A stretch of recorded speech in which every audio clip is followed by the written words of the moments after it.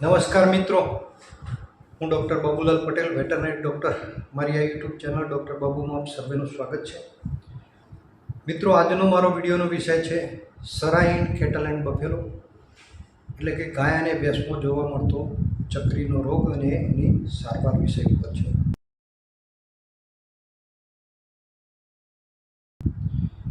મિત્રો, મારા વેટરનરી ફિલ્ડના 25થી 30 વર્ષના અનુભવ દરમિયાન ચક્રીના 1000થી પણ વધારે કેસોનો સારવાર કરવાનો મને મોકો મળ્યો છે.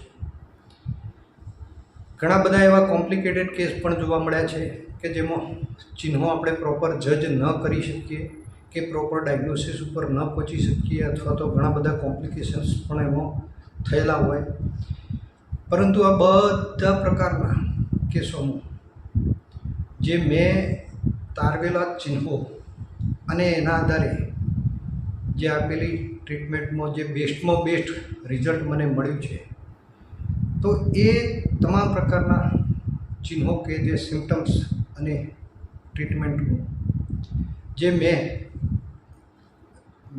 મારા અનુભવ પ્રમાણે તારવેલો એક આખો આ નિચોડ આ વિડીયોમાં આપની સમક્ષ રજૂ કરું છું. બની શકે કે આ વિડીયોમાં હું જે ચિહ્નોની રજૂઆત કરું એ ચિહ્નો બુક્સમાં પણ ઘણી વખતે જોવા ના મળે હોય, અથવા તો બીજા પ્રેક્ટિશનર મિત્રોને પણ એનાથી અલગ પ્રકારના ચિહ્નો જોવા મળ્યા હોય, એટલે બધા મિત્રો એનાથી સંમત ન પણ થાય.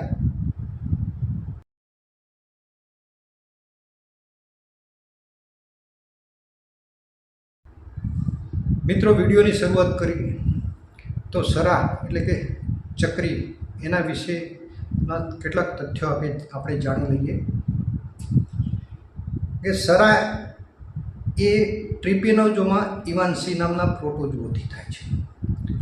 અને આ પ્રોટોઝોઆ જ ફક્ત એક એવા પ્રોટોઝોઆ છે કે જે લોહીની અંદરથી ગ્લુકોઝ ચૂસે છે.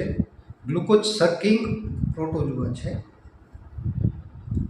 બીજા નંબરે કે આ જે સરા એટલે કે આપણે ઉત્તર ગુજરાતમાં જે એને ચક્રી કહીએ છીએ, સૌરાષ્ટ્રમાં એને દારૂડી કહે છે, બીજા વિસ્તારમાં એને અલગ નામથી પણ ઓળખવામાં આવતો હશે.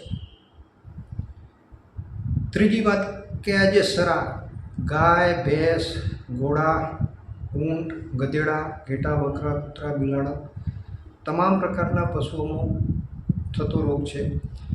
પરંતુ ગાય અને ભેંસમાં વધારે પડતો એક્યુટ, સબ એક્યુટ કે ક્રોનિક પ્રકારે આપણને આ જોવા મળે છે.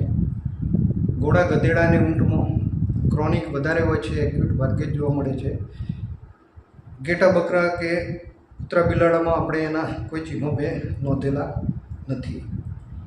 ગાય અને ભેંસમાં એક્યુટ, સબ એક્યુટ કે ક્રોનિક પ્રકારે જોવા મળે છે. મિત્રો, સરાના ચિહ્નો પશુ વાઇઝ, સિઝન વાઇઝ અને એરિયા વાઇઝ જુદા જુદા જોવા મળે છે. ગાય અને ભેંસમાં એક્યુટ, સબ એક્યુટ કે ક્રોનિક હોય. અમુક સિઝન પ્રમાણે, દાખલા તરીકે ભાદરવાની સિઝન હોય તો એ વખતે એક્યુટ કેસ વધારે જોવા મળતા હોય છે.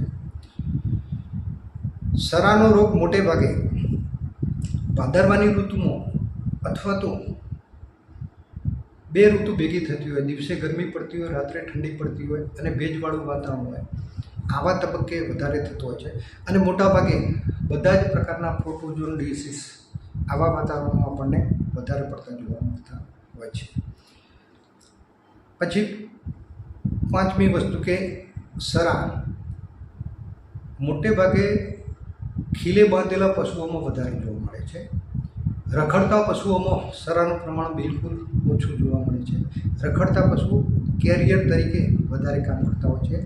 એમાં ક્રોનિક સ્વરૂપે સરા આપણને જોવા મળતો હોય છે. બાકી ખીલે બાંધેલા પશુઓમાં એક્યુટ કે સબ એક્યુટ કેસીસ વધારે જોવા મળે છે. મિત્રો, એક સરા અને પ્રોટોઝોન ડિસીઝની એક બહુ અગત્યની ખાસિયત જે જણાવું છું કે સરા અથવા તો પ્રોટોઝોન ડિસીઝ મોટે ભાગે બપોર પછી એની શરૂઆત થશે.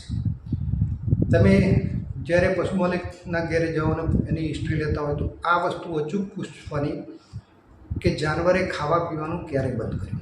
જે કેસમાં જાનવરે બપોર સુધી ખાવાનું નોર્મલ હોય અને બપોર પછી ખાવાનું બંધ કર્યું હોય, 2, 3, 4 વાગ્યા પછી કે સાંજના 6 વાગ્યા પછી ખાવાનું બંધ કર્યું હોય, તો એ કેસમાં મોટે ભાગે પ્રોટોઝોન ડિસીઝ હશે. અને જાનવર પ્રમાણે તમે જજ કરતા હોય તો ભેંસ હોય તો વધારે પડતું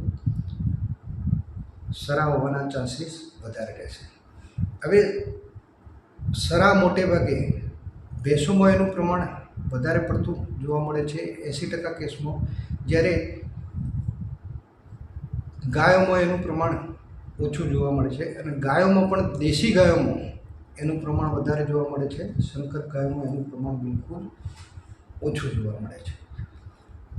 પછી ભાદરવાની ઋતુ હોય અને જાનવરને તમે એક જગ્યાએથી ચલાવીને બીજી જગ્યાએ લઈ જતા હોય, તો ઘેર ગયા પછી જાનવર જો બીજા દિવસે બીમાર પડે તો એવા કેસોમાં પણ સરા વધારે જોવા મળતું હોય છે.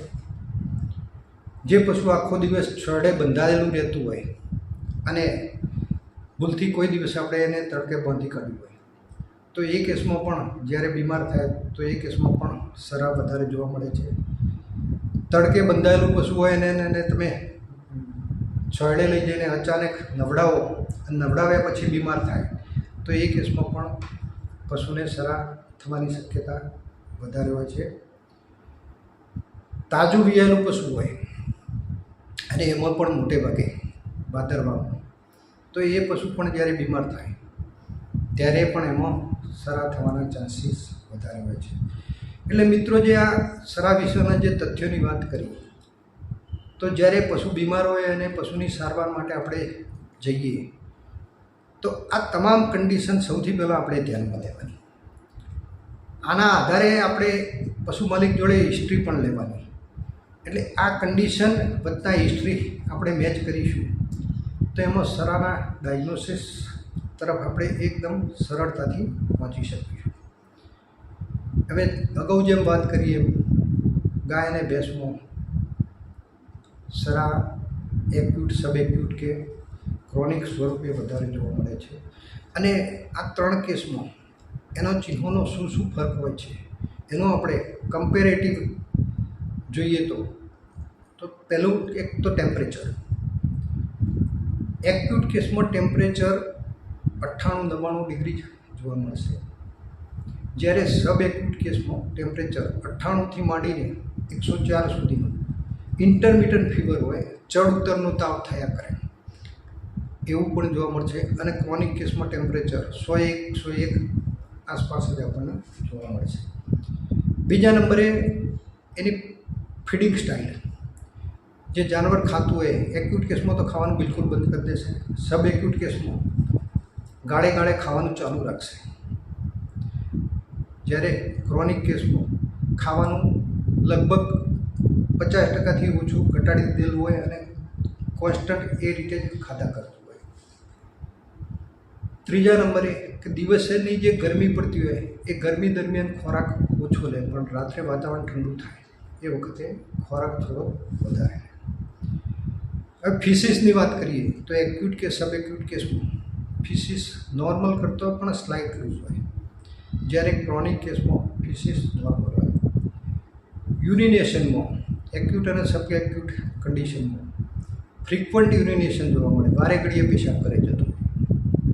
પેશાબનો કલર પણ સ્લાઇટ યલોઇશ હોય, જ્યારે ક્રોનિક કેસમાં ફ્રિકવન્ટ યુરિનેશન જોવા ના મળે પણ પેશાબનો કલર સ્લાઇટ યલોઇશ આપણને જોવા મળતો હોય છે. મિલ્ક પ્રોડક્શનની વાત કરીએ તો એક્યુટ કેસમાં દોવાનું બિલકુલ બંધ થઈ જાય, સબ એક્યુટ કેસમાં થોડું ઘણું દૂધ આપે પણ દૂધમાં ઘટાડો થઈ જાય, અને ક્રોનિક કેસમાં તો ધીમે ધીમે દૂધ બિલકુલ ઘટી જતું હોય.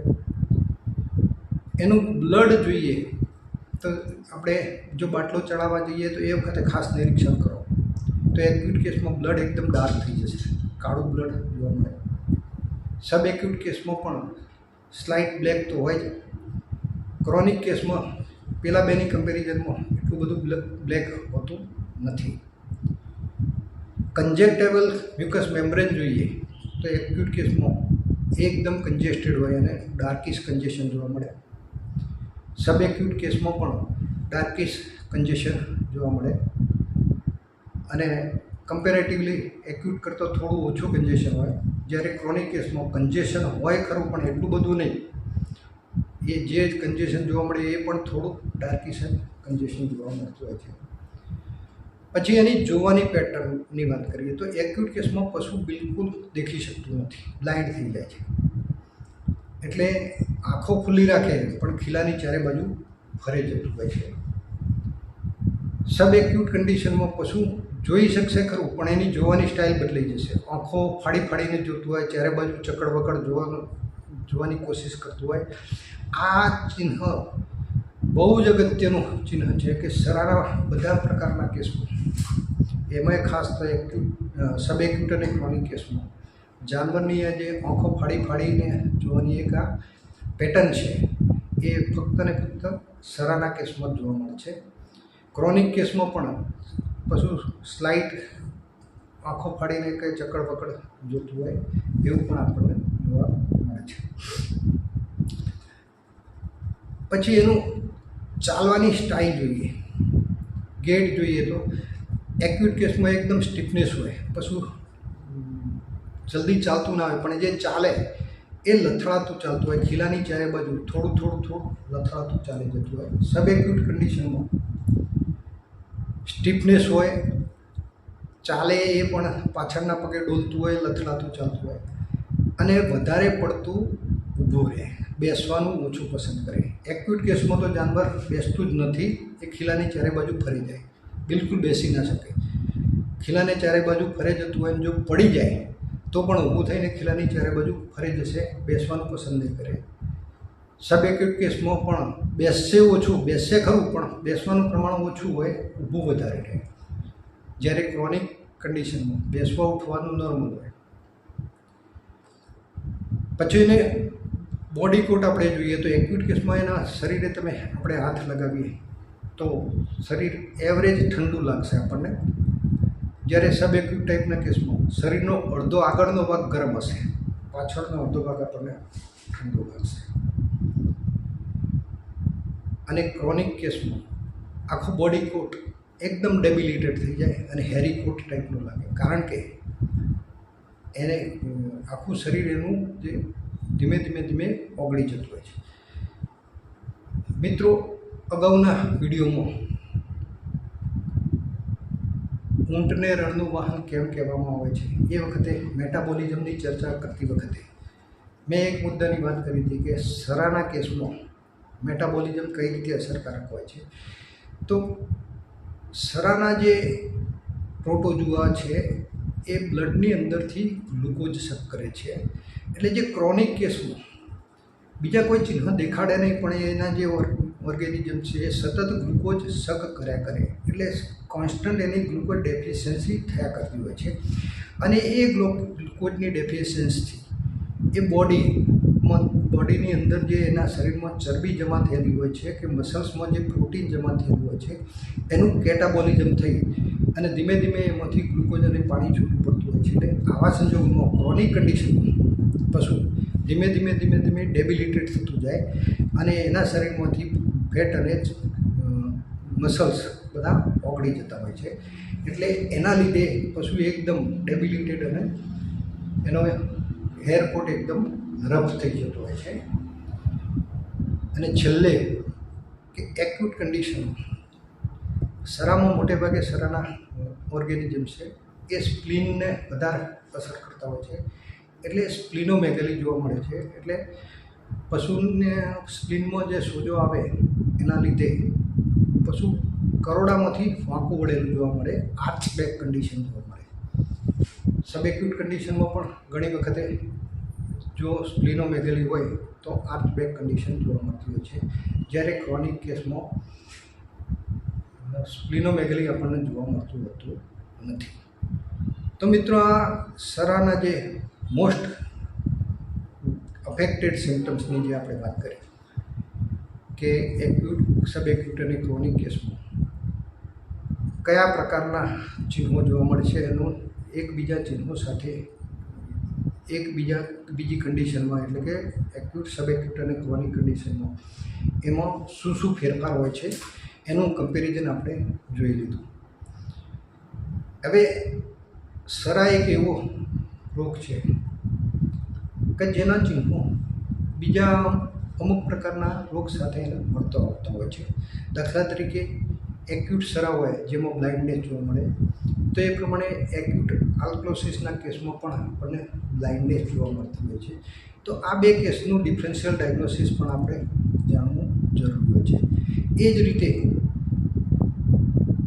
સબ એક્યુટ સરા એનો ઘણા બધા ચિહ્નો એનાપ્લાઝ્મોસિસના ઘણા બધા ચિહ્નો સાથે મેચ થતા હોય છે.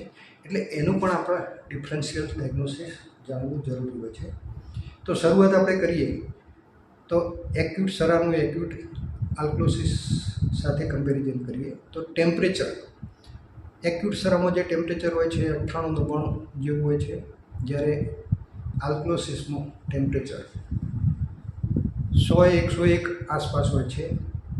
ટોક્સેમિક કન્ડિશન આવ્યા પછી એનું ટેમ્પરેચર 98 કે 99 થતું હોય છે. એમાં ફીડિંગ હિસ્ટ્રી બહુ અગત્યની હોય છે.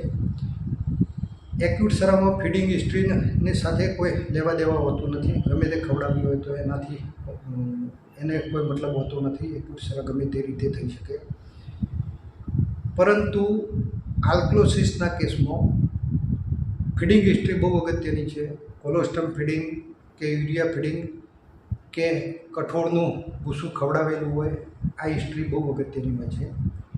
અને બંને કેસમાં બીમાર થયા પછી પશુ નોર્મલ ન થાય ત્યાં સુધી ખાવા પીવાનું લગભગ બંધ રાખે છે. ફિસિસની વાત કરીએ તો એક્યુટ સરાના કેસમાં ફિસિસ સ્લાઇટ લૂઝ હોય, જ્યારે આલ્કલોસિસના કેસમાં ફિસિસ હાર્ડ હોય. યુરિનેશનની વાત કરીએ તો એક્યુટ સરાના કેસમાં ફ્રીક્વન્ટ યુરિનેશન હોય અને યલોઇશ યુરિનેશન હોય, જ્યારે આલ્કલોસિસના કેસમાં યુરિનેશન એકદમ નોર્મલ જોવા મળે. મિલ્ક પ્રોડક્શન, જ્યારે પશુ બીમાર થાય ત્યારે એનું એક્યુટ સરાના કેસમાં દોવાનું બિલકુલ બંધ કરી દે છે. આલ્કલોસિસના કેસમાં પણ દૂધ આપવાનું ટેમ્પરરી બંધ થઈ જાય, નોર્મલ થઈ જાય, પછી પાછું દૂધ ચાલુ થઈ જાય છે.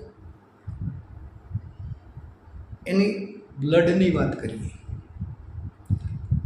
તો એક્યુટ સરાના કેસમાં બ્લડ એકદમ ડાર્કિશ થઈ જતું હોય છે, જ્યારે આલ્કલોસિસના કેસમાં બ્લડ આપણને રેડિશ જોવા મળતું હોય છે, ડાર્ક નથી હોતું. એનું કન્જક્ટાઇવલ મ્યુકસ મેમ્બ્રેન જોઈએ તો એક્યુટ સરાના કેસમાં ડાર્કિશ કન્જેશન જોવા મળે, જ્યારે આલ્કલોસિસના કેસમાં સ્લાઇટ રેડિશ કન્જેશન જોવા મળતું હોય છે. હવે વિઝનની વાત કરીએ, જે જોવાની એની પેટર્ન છે, તો એક્યુટ સરાના કેસમાં જાનવર બ્લાઇન્ડ હોય પણ આંખો એની ખુલ્લી રાખે, ખીલા ચારે બાજુ ફરે જતું હોય, સોકળ ખેંચાઈને ચાલી જતું હોય. જ્યારે આલ્કલોસિસના કેસમાં આંખો ઢાળેલી રાખે, ગરદન ઉપર ખેંચેલી રાખે અને જે દિશામાં મૂકી દો એ દિશામાં ચાલે કરતું હોય છે. ચાલવાની પેટર્નની વાત કરીએ તો એક્યુટ સરાના કેસમાં પશુ ખીલાની ચારે બાજુ ફરે જશે, થોડી ઘણી સ્ટીફનેસ હોય છે, પાછળના પગે સાઈડ લથડાતું હોય છે, બેસતું હોતું નથી, બેસવાનું ટાળે છે, એટલે બેસી શકતું જ નથી. બેસી જાય, ભૂલથી પડી જાય અને બેસી જાય તો પણ એ ઊભું થઈ જાય છે. આલ્કલોસિસના કેસમાં જ્યારે બ્લાઇન્ડનેસ હોય એ વખતે પશુ બેસવાની કોશિશ ઓછી કરે છે, બાકી નોર્મલ કેસમાં બેસી શકતું હોય છે. બોડી કોટ એનો જોઈએ તો એક્યુટ સરાના કેસમાં શરીર એકદમ ઠંડુ હોય છે, જ્યારે આલ્કલોસિસના કેસમાં શરીર માપનું ગરમ હોય છે. એક્યુટ સરાના કેસમાં સ્પ્લિનોમેગેલી જોવા મળે છે કે સ્પ્લિન એનલાર્જ થયેલું હોય છે. એટલે આ જ બે કન્ડિશન હોય અને પશુને પેટમાં સ્પ્લિન ઉપર જે દુખાવો થતો હોય એટલે ચાલવામાં પણ સ્ટીફનેસ હોય અને દુખાવો કરતો હોય. જ્યારે આલ્કલોસિસના કેસમાં ઓબ્સ્ટિપેશન હોય એટલે વાતરડાની અંદર ખોરાક જામ થઈ ગયો હોય, એના લીધે એને કોલિક પેન થતું હોય અને કોલિક પેનના લીધે પશુ વારે ઘડીએ બેસી જતું હોય, આડો થતું હોય અને પેટમાં દુખાવો કરતું હોય છે. એટલે મિત્રો, આ જે આપણે વાત કરીએ એક્યુટ સરાના, એક્યુટ આલ્કલોસિસના બંનેના કેસની સિમ્પ્ટોમેટિક કમ્પેરિઝનની વાત કરી કે જેના આધારે આપણે એનું ડિફરન્શિયલ ડાયગ્નોસિસ કરી શકીએ અને ચોક્કસ નિદાન સુધી પહોંચી શકીએ. એ જ રીતે સબ એક્યુટ સરા હોય અને એનું સબ એક્યુટ એનાપ્લાઝ્મોસિસ, તો એ બંનેના ચિહ્નો પણ મળતા આવતા હોય છે. તો એનું પણ આપણે કમ્પેરિઝન જોઈ લઈએ. તો સબ એક્યુટ સરામાં ટેમ્પરેચર 98-99થી માંડીને 104 સુધી ફ્લક્ચ્યુએટિંગ એટલે ચડ ઉતરનો તાપ રહ્યા કરતો હોય છે. જ્યારે એનાપ્લાઝ્મોસિસના કેસમાં ટેમ્પરેચર 102 કે 103 આસપાસ હોય છે. ફીડિંગની વાત કરીએ તો જાનવર મોટે ભાગે સબ એક્યુટ કન્ડિશનમાં થોડું ઘણું ખાય ના ખાય એ રીતે કરે. એનાપ્લાઝ્મોસિસના કેસમાં પણ ખાવાનું ચાલુ હોય પણ થોડું ખાધે રાખતું હોય. બંને કેસમાં દિવસ દરમિયાન ગરમી પડે એ વખતે ખાવાનું ઓછું હોય ને રાત્રે વાતાવરણ ઠંડુ થઈ જાય એટલે પાછું ખાવાનું ચાલુ કરી દે. સબ એક્યુટ સરાના કેસમાં ફીસીસ એનું સ્લાઇડ લૂઝ હોય, જ્યારે એનાપ્લાઝ્મોસિસના કેસમાં જોઈએ તો ફીસીસ કમ્પેરેટિવલી થોડો હાર્ડ હોય અથવા તો નોર્મલ હોય. યુરિનેશનમાં તો સબ એક્યુટ સરાના કેસમાં ફ્રિક્વન્ટ યુરિનેશન જોવા મળે અને સ્લાઇટ યેલોઇશ ટાઈપનું યુરિન હોય, જ્યારે એનાપ્લાઝ્મોસિસના કેસમાં ફ્રિક્વન્ટ યુરિનેશન જોવા નહીં મળે. યુરિન સ્લાઇટ યેલોઇશ હશે પણ ફ્રિક્વન્ટ જોવા નહીં મળે. બંને કેસમાં મિલ્ક પ્રોડક્શન ધીમે ધીમે થોડું ડાઉન થતું જાય અને સબ એક્યુટ કેસમાં ટ્રીટમેન્ટ પછી ધીમે નોર્મલ પણ થઈ જતું હોય છે. એ રીતે એનાપ્લાઝ્મોસિસના કેસમાં પણ ટ્રીટમેન્ટ પછી નોર્મલ થઈ જતું હોય છે. બ્લડની વાત કરીએ તો મિત્રો આ વસ્તુ ખાસ ચેક કરવાની કે તમે જો ઇન્ટ્રાવેનસ પંક્ચર કરો નીડલથી અને એમાં પણ જો યુગ્યુલર વેનમાં પંક્ચર કર્યું હોય તો સબ એક્યુટ સરાના કેસમાં બ્લડ એકદમ તમને ડાર્ક જોવા મળશે, જ્યારે સબ એક્યુટ એનાપ્લાઝ્મોસિસના કેસમાં બ્લડ રેડ કલરનું જોવા મળશે, ગુલાબી પ્રકારનો કેસ જોવા મળશે. એનું કન્જેક્ટાઇવલ મ્યુકસ મેમ્બ્રેનનું કન્જેશન જોશો તો પણ સબ એક્યુટ કેસમાં ડાર્કિશ કન્જેશન જોવા મળશે, જ્યારે એનાપ્લાઝ્મોસિસના કેસમાં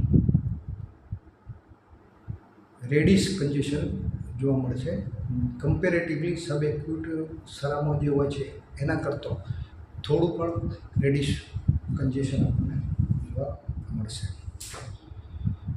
પછી જોવાની દૃષ્ટિની વાત કરીએ તો સબ એક્યુટ સરાના કેસમાં જાનવર આંખો ફાડીને જોશે, ચકડ બકડ આજુબાજુ જોતું હોય એ રીતનું આપણને લાગશે, જ્યારે સબ એક્યુટ એનાપ્લાઝ્મોસિસના કેસમાં એની આંખોમાં જોવામાં કોઈ ફરક પડશે નહીં. એટલે આ એક સિમ્ટમ જે છે કે આંખો ફાડીને જોવાનું જે સિમ્ટમ છે એ ફક્ત ને ફક્ત સરાના કેસમાં જ જોવા મળશે. એટલે સરાનું બીજા કેસો સાથે પણ જ્યારે આપણે ડિફરન્શિયલ ડાયગ્નોસિસ કરતા હોઈએ ત્યારે આ ચિહ્ન તો અચૂકપણે યાદ રાખવા. પછી એની ગેટ ચાલવાની ને જે સિસ્ટમની વાત કરીએ તો સબ એક્યુટ સરાના કેસમાં સ્ટીફનેસ વધારે જોવા મળશે અને પશુ ચાલતું હોય તો પાછળના પગે લથડાતું ચાલે, બેસવાનું ઓછું પસંદ કરે, વધારે પડતું ઊભું રહેશે, બેસશે ઓછું. જ્યારે સબ એક્યુટ એનાપ્લાઝ્મોસિસના કેસમાં પશુ વધારે પડતું બેસી જશે, ઊભું ઓછું રહેશે, ચલાવો તો ચાલશે, ધીમે ચાલશે પણ સ્ટીફનેસ નહીં હોય, ચાલવાની કન્ડિશન નોર્મલ હશે પરંતુ પશુ ધીમે ચાલશે. પછી સબ એક્યુટ સરાના કેસમાં આપણને પેન્ટિંગ નહીં જોવા મળે. પશુ જે સ્લાઇડ શ્વાસ લેતું હોય કે હોંકતું હોય એવું વધારે નહીં જોવા મળે, જ્યારે સબ એક્યુટ એનાપ્લાઝ્મોસિસના કેસમાં સ્લાઇડ પેન્ટિંગ એટલે પશુ થોડો શ્વાસ વધારે હોંકતું હોય એ પ્રકારે લેતું હોય. ઘણી કન્ડિશનમાં તો જે થોરેસિક રેસ્પિરેશનના બદલે એબ્ડોમિનલ રેસ્પિરેશન જોવા મળે. હવે થોરેસિક રેસ્પિરેશન અને એબ્ડોમિનલ રેસ્પિરેશનમાં થોડો ડિફરન્સ મિત્રો સમજી લઈએ કે જે પશુ ફેફસાના ભાગથી શ્વાસ લેતું આપણને દેખાય. નોર્મલી બધા પશુ એ રીતે જ શ્વાસ લેતા હોય છે, પરંતુ જે પશુના લોહીની અંદર ઓક્સિજનની ઉણપ થતી હોય એટલે એ કેસમાં પશુ ધીમા પણ ઝડપી શ્વાસ લેતું હોય, એટલે એ પશુનો જે પેટનો ભાગ હોય એ ભાગેથી આપણને શ્વાસ લેતું દેખાય, એ ભાગ વધારે પડતો ઊંચો નીચો થતો હોય. ઓક્સિજનની ઉણપ આપણને એમાં ક્લિયર કટ દેખાઈ જતી હોય. અને જે કેસમાં ઓક્સિજન ડેફિશિયન્સી થતી હોય એ કેસમાં સ્વાભાવિકપણે પશુ થાક પણ વધારે લાગે, એટલે તમે બહુ ચલાવો તો એ ચાલી પણ શકે નહીં. હવે બોડી કોટની વાત કરીએ તો બોડી કોટમાં બંને કન્ડિશનમાં કે સબ એક્યુટ સરાના કેસમાં શરીરનો આગળનો અડધો ભાગ વધારે પડતો ગરમ જોવા મળશે અને પાછળનો ભાગ તમને ઠંડો જોવા મળશે. જ્યારે એનાપ્લાઝમોસિસના કેસમાં શરીર એક સરખું ગરમ જોવા મળશે. અને છેલ્લે વાત કરીએ તો સ્પ્લિનોમેગેલી, તો સરાના કેસમાં જ સ્પ્લિન અફેક્ટેડ થતું હોય છે. એટલે સરાના કેસમાં સ્પ્લિનોમેગેલી જોવા મળે. જો સ્પ્લિન અફેક્ટ થયું હોય તો પશુ કરોડના ભાગેથી વાંકું વળેલું હોય અને ધીમે ધીમે ચાલતું જોવા મળે. જ્યારે એનાપ્લાઝમોસિસના કેસમાં સ્પ્લિન અફેક્ટ થતું હોતું નથી, પરંતુ એનાપ્લાઝમોસિસ, થાઇલેરિયોસિસ આ બે બીમારી એવી છે કે એમાં સેકન્ડરી બેક્ટેરિયલ કે વાયરલ ઇન્ફેક્શન બહુ જ ઝડપથી આવી જતું હોય છે. અને એમાં પણ સેકન્ડરી વાયરલ ઇન્ફેક્શન તો બેક્ટેરિયલ ઇન્ફેક્શન કરતાં પણ વધારે હોય છે. એ કેસમાં એનાપ્લાઝમોસિસ થયાના 2-4 દિવસની અંદર જ લીવર કે લંગ્સ અફેક્ટેડ થઈ જતું હોય. એટલે લીવર અફેક્ટેડ થાય એટલે આંખની અંદર થોડું યલોઇશ કન્જેશન ટાઈપનું આપણને જોવા મળે કે જે હિપેટાઇટિસની અસર બતાવતું હોય. ઘણી વખતે સિવિયર હિપેટાઇટિસ થઈ જાય, જોન્ડિસ પણ થઈ જાય. આવું પણ ચિહ્નો આપણને એનાપ્લાઝમોસિસના કેસમાં જોવા મળતા હોય છે. તો મિત્રો, જે આપણે આ વાત કરીએ સબએક્યુટ સરાની, સબએક્યુટ એનાપ્લાઝમોસિસ સાથેની કમ્પેરિઝનની, અને અગાઉ જે વાત કરીએ એક્યુટ સરાની, એક્યુટ આર્થ્રોસિસના સાથેના સિમ્પટમ્સની, તો મિત્રો આજે સરાના કેસને બીજા કેસો સાથે કઈ રીતે ડિફરન્શિએટ કરી શકાય અને પ્રોપર ડાયગ્નોસિસ કઈ રીતે કરી શકાય એની વાત આપણે કરી. હવે સરાની આપણે સિમ્પટમ્સ વાઇઝ અને સિમ્પ્ટોમેટિક ટ્રીટમેન્ટની વાત કરીએ. તો મિત્રો, સરાના કેસમાં સરાના ઓર્ગેનિઝમ એ બ્લડમાંથી ગ્લુકોઝ ખાય છે, એટલે કે ગ્લુકોઝ સકિંગ ઓર્ગેનિઝમ છે. એટલે એ કેસમાં આપણે ગ્લુકોઝ આપવું તો કમ્પલસરી પડશે, જરૂર. પરંતુ શરૂઆતના કેસમાં જ જો આપણે એને ગ્લુકોઝ આપી દઈશું તો એ જીવાણુ વધારે પડતા પાવરફુલ થાય છે અને આપણને રિઝલ્ટ મળતું હોતું નથી. આ મારો પર્સનલ અનુભવ છે. એટલે સરાના કેસમાં શરૂઆતના તબક્કે બને ત્યાં સુધી પહેલા તબક્કે તો ગ્લુકોઝ નહીં આપવાનું. પહેલા તબક્કે જરૂર હોય તો નોર્મલ સલાઇન કે રિન્જર લેક્ટેટ આપો. એની સાથે એન્ટીસરાની જે કંઈ ટ્રીટમેન્ટ આપીએ તે એન્ટીસરાની ટ્રીટમેન્ટ આપ્યા પછી 6-8 કલાકે પછી સરાના જીવાણુ બધા મરી જતા હોય છે. એટલે એને બીજા દિવસથી માંડીને 2-3-4 દિવસ સુધી, જ્યાં સુધી જરૂરિયાત હોય ત્યાં સુધી ડેક્સ્ટ્રોઝ, રિન્ટોઝ કે ઇન્ટાલાઇડ જરૂરિયાત મુજબ 2-3 બોટલ ઇન્ટ્રાવેનસ આપી શકાય. બીજા નંબરે એન્ટીસરા તરીકે એક્યુટ કે સબ એક્યુટ ટાઈપનો કેસ હોય તો ટ્રાઇક્વિન ઇન્જેક્શન અથવા તો એન્ટ્રીસાઇડ ઇન્જેક્શન 2.5 ગ્રામનું વાયલ આવે છે, એને 20 ml ડિસ્ટિલ્ડ વોટરમાં આપણે ડાયલ્યુટ કરી દઈએ. પછી 40 કિલોગ્રામ બોડી વેઇટ પ્રમાણે 1 ml લેખે એનો ડોઝનું કેલ્ક્યુલેશન કરીને એટલું સોલ્યુશન આપણે લઈ શકીએ. એની અંદર જરૂર પડે તો બીજું 20-25-50 ml ડિસ્ટિલ્ડ વોટર આપણે લઈ શકીએ, જેથી કરીને સોલ્યુશન વધારે પડતું ડાયલ્યુટ થાય અને જે ડાયલ્યુટ કરેલું સોલ્યુશન છે બંને સાઈડે સબકટ આપી શકાય. આ ક્વિનોપાયરામિન સોલ્યુશનને આપણે વધારે પડતું ડાયલ્યુટ, જેટલું વધારે ડાયલ્યુટ કરીશું એટલું એનું ઇરિટેશન ઓછું થશે. બાકી આ એક ડ્રગ એવી ડ્રગ છે કે એનું ઇરિટેશન પુષ્કળ થતું હોય છે અને જાનવર રેસ્ટલેસ થઈ જાય, વારે ઘડીએ બેસે, ઉઠે, આડું પડે, આવું બધું થતું હોય છે.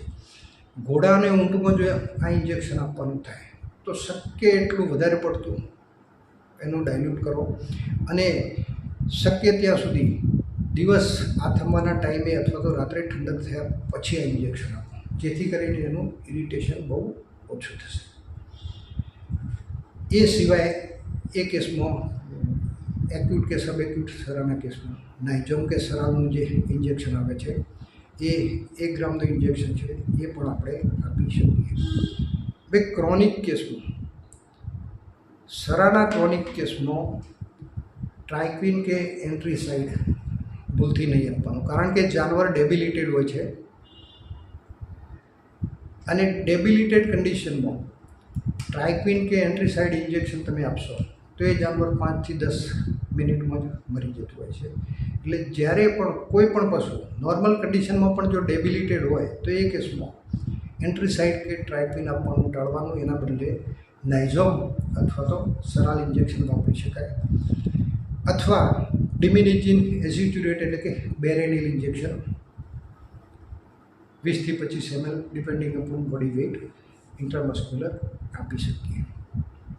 ત્રીજા નંબરે એન્ટીપાયરેટિક કે એનાલ્જેસિક તરીકે ઇન્જેક્શન વેટાલ્જીન કે ઇન્જેક્શન ફિનાડાઇન 15 થી 20 ml, એન્ટીહિસ્ટામિનિક તરીકે ઇન્જેક્શન એવિલ 10 ml,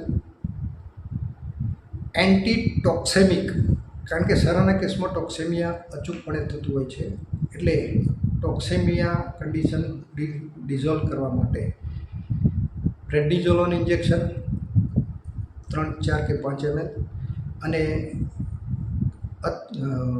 પ્રેડનિઝોલોન ના હોય તો આઇસોબ્લોડ ઇન્જેક્શન 3, 4 કે 5 ml આપણે આપી શકીએ. બીજી મહત્ત્વની વાત કે સરાના કેસમાં ગ્લુકોઝ ડેફિશિયન્સી થાય છે, એટલે ન્યુરોન્સ ડેમેજ થતા હોય છે, એટલે એ કેસમાં નર્વાઇન ટોનિક કમ્પલસરી આપવાનું થાય. એટલે એ કેસમાં ન્યુરોક્સિન 12 અથવા તો ટ્રાઇબીવેટ 10 થી 15 ml ઇન્ટ્રાવેનસ ફરજિયાતપણે આપવાનું. હવે બીજી એક અગત્યની વાત કે સરાના કેસમાં કે સરા સિવાયના કોઈ પણ પ્રોટોઝોઅન કેસમાં જ્યારે આપણે એન્ટી પ્રોટોઝોઅન ડ્રગ આપીએ છીએ, ચાહે ટ્રાઇક્વિન હોય, એન્ટ્રીસાઇડ હોય, બેરેનિલ હોય, નાઇઝોમ હોય, સરાલ હોય કે ઇમિડોકાર્પ કે જે બેબી વિડો ઇન્જેક્શન હોય, આ બધા ઇન્જેક્શન એટલા બધા ટોક્સિક હોય છે કે તમે એકવાર ઇન્જેક્શન આપો એટલે જાનવર વધુ પડતું એકદમ નર્વસ થઈ જશે, લૂઝ થઈ જશે. એની અસર એના લીવર ઉપર પણ થતી હોય છે, એટલે બીજા દિવસથી એ જાનવર ખાવા પીવાનું પણ છોડી દેતું હોય છે. એટલે જે કેસમાં આ પ્રકારના ઇન્જેક્શન આપણે આપતા હોઈએ છીએ એ કેસમાં લીવર ટોનિક ફરજિયાતપણે આપો. 2, 3, 4 દિવસ જરૂર હોય ત્યાં સુધી ઇન્જેક્શન બેલામેલ 10 ml ફરજિયાતપણે આપો. એની સાથે જ્યારે લીવર ડેમેજ થતું હોય ત્યારે સેકન્ડરી ઇન્ફેક્શન આવવાના ચાન્સીસ પૂરેપૂરા હોય છે, એટલે એ કેસમાં ઇન્જેક્શન ઓક્સીટેટ્રાસાઇક્લિન 50 થી 100 ml અથવા તો ઇન્જેક્શન સિપ્રોફ્લોક્સાસિન 15 થી 20 ml જરૂરિયાત મુજબ 3, 4 કે 5 દિવસ ફરજિયાતપણે આપો. અને લિક્વિડ LIV52 એટલે કે જે લીવર ટોનિક આવે છે, એ લીવર ટોનિક 5 થી 10 દિવસ સુધી ઓરલી ફરજિયાતપણે ચાલુ રાખો, જેથી કરીને એનું જે કંઈ લીવર ડેમેજ થયું હોય એ લીવર નોર્મલ થઈ જાય. એટલે મિત્રો, જે આપણે આખી વાત કરીએ સરાના કેસમાં એક્યુટ હોય કે સબ એક્યુટ હોય કે ક્રોનિક હોય, એ તમામ પ્રકારના કેસમાં આ રીતે સારવાર આપવાની, અને જરૂરિયાત મુજબ 2, 3, 4 કે 5 દિવસ, ઓછામાં ઓછા 3 દિવસ તો સારવાર આપો જ, જરૂરિયાત હોય તો 4, 5 દિવસ પણ આપણે એની સારવાર આપવી પડે.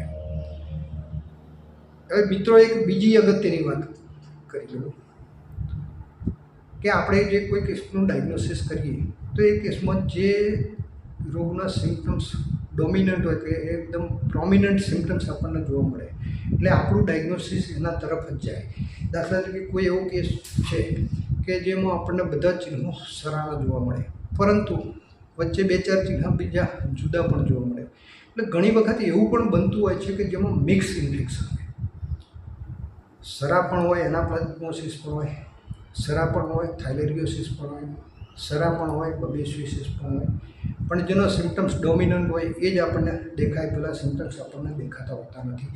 અને એના લીધે જ તમારી લાઇન ઓફ ટ્રીટમેન્ટ પરફેક્ટ હોવા છતાં પહેલા દિવસે સપોઝ તમે એન્ટી સરા આપ્યું છે તો એકાદ દિવસે જાનવર ખાવા પીવાનું નોર્મલ રાખશે, પણ બીજા દિવસથી પાછા બીજા ચિહ્નો દેખાડવાનું ચાલુ કરશે, બીજા દિવસે ખાય નહીં, બીજા દિવસે વળી પાછી તમે ઇમિડોકાર્પ કે બેરેનિલ આપો એટલે વળી પાછું જાનવર ખાવાનું ચાલુ કરે. આ એક પ્રેક્ટિકલ એક્સપિરિયન્સ છે, આ બુકમાં ક્યાંય લખેલું નથી.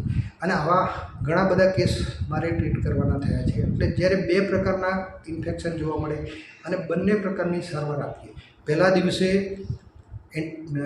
એન્ટીસરા આપ્યું હોય તો રિઝલ્ટ ના મળે, અને બીજા દિવસે બેબીમીડો આપીએ તો રિઝલ્ટ મળી જાય. એ જ ટાઈપના કેસમાં પહેલા દિવસે બેબીમીડો આપ્યો હોય પણ રિઝલ્ટ ના મળે, અને એની સાથે બીજા દિવસે એન્ટીસરા આપીએ તો રિઝલ્ટ મળી જાય. એટલે આવું બધું જે જોવા મળ્યું છે એના આધારે હું કહું છું કે આ પ્રકારના કેસોમાં મિક્સ ઇન્ફેક્શનમાં આપણને જોવા મળતું હોય છે. એટલે જે કેસમાં આપણને આ રીતનો ડાઉટ હોય કે મિક્સ ઇન્ફેક્શન છે, તે કેસમાં આપણે આ પ્રમાણે સારવાર આપી શકીએ. તો મિત્રો, સરા વિશેના વિડીયોમાં સરાના સિમ્ટમ્સ, વિવિધ કન્ડિશનમાં એના જે સિમ્ટમ્સ હોય એક્યુટ, સબએક્યુટ કે ક્રોનિક કન્ડિશનમાં, તથા બીજા રોગો સાથેનું એનું ડિફરન્શિયલ ડાયગ્નોસિસ અને એના આધારે સરાનું પ્રોપર ડાયગ્નોસિસ અને ટ્રીટમેન્ટ, એના વિશે આજના વિડીયોમાં આપણે જે વાત કરીએ. મિત્રો, આશા રાખું કે આ વિડીયો તમામ પ્રેક્ટિશનર મિત્રોને ચોક્કસથી ગમશે અને ખૂબ જ ઉપયોગી સાબિત થશે. મિત્રો, વિડીયો સારો લાગે તો બીજા પ્રેક્ટિશનર મિત્રો સાથે અચૂકથી શેર કરજો. આજના વિડીયોનું અહીંયા સમાપન કરીએ. બીજા વિડીયોમાં ફરીથી મળીશું. ત્યાં સુધી રજા લઈએ. જય ભારત, જય પશુપાલન. આભાર.